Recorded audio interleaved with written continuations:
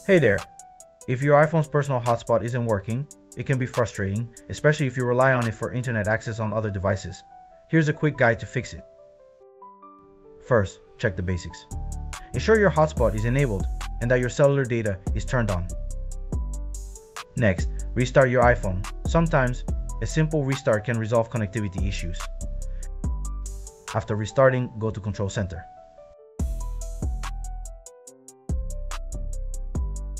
On iPhones with a home button, swipe up from the bottom.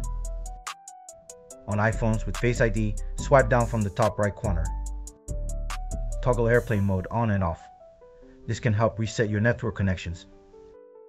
Then go to Settings and tap General. Next, select Software Update and make sure your iOS is up to date. Outdated software can cause hotspot issues, so if there's an update available, tap Download and install. Finally, return to Settings General, scroll down, and tap Transfer or Reset iPhone. Then choose Reset All Settings. This will reset your settings to default without deleting your data. That's it. If this video helped you out, please like, share, and subscribe. Thanks for watching.